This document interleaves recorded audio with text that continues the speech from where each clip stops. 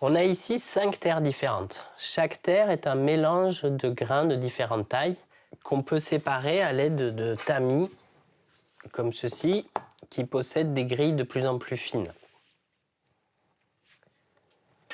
C'est exactement ce qu'on a fait ici.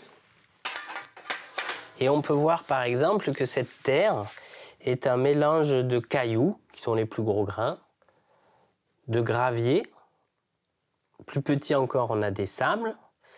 Et la fraction la plus fine est la partie de la terre qui contient de l'argile, qui est le liant du matériau terre. Au final, on voit que chaque terre est un mélange de cailloux, gravier, sable et fine argileuse en proportions variées. Par exemple, les 3 premières terres, qui sont des terres naturelles, possèdent à la fois des grains, c'est-à-dire des cailloux, des graviers et des sables, et de la fine argileuse. La 4e terre, par contre, ne contient pas de grains, pas de gravier, pas de sable, pas de cailloux, uniquement de la fine argileuse. Ce n'est pas une terre naturelle, c'est un déchet de carrière.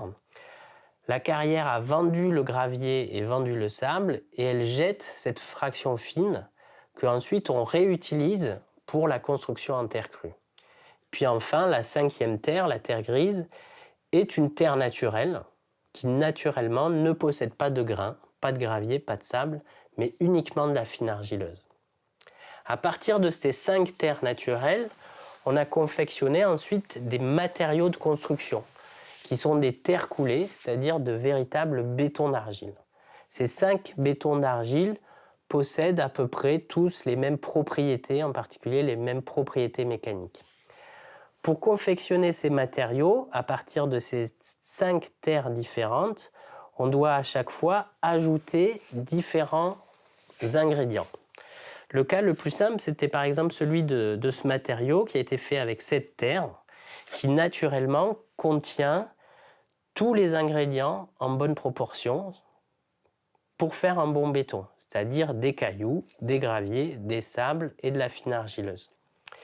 On a simplement rajouté 5% de ciment et ce ciment ne sert pas à augmenter les résistances mécaniques, il sert uniquement à décoffrer la terre coulée au moment du décoffrage, parce que la terre liquide ne peut pas être décoffrée dans un coffrage étanche. Ça prendrait beaucoup trop de temps.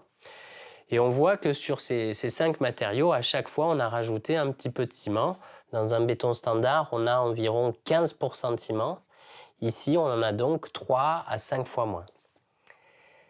Pour la 2e terre, le cas était un peu plus compliqué. C'est une terre qui ne contient pas assez de sable. Donc on a fait à peu près la même chose, sauf qu'on a rajouté 1/3 de sable. La 3e terre manquait à la fois de sable et de gravier, raison pour laquelle on les a rajoutés en bonne proportion. Et pour la terre de Manom, cette fine argileuse, il n'y a pas de grains, pas de gravier, pas de sable, donc on va intégralement rajouter ces éléments à ce béton d'argile. Et puis enfin, la 5e terre, c'est comme pour la fine argileuse, il manque aussi des graviers et des sables qu'on ajoute ensuite.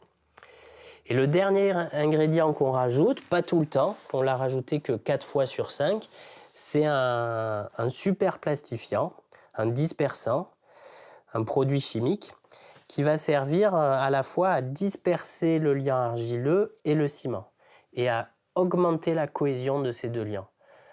On en met entre 0,2 et 0,5% et ça permet de doubler les résistances mécaniques. Alors tous ces matériaux ont été développés à la suite de programmes de recherche sur ces terres coulées, sur ces bétons d'argile. Et ces recherches continuent aujourd'hui avec 2 objectifs. Le premier, par exemple, c'est celui d'essayer d'éliminer complètement le ciment, de faire des bétons d'argile sans ciment, qui puissent être décoffrés, mais sans ciment. Et le deuxième, c'est essayer de remplacer ces dispersants synthétiques par des molécules naturelles qui puissent jouer exactement le même rôle.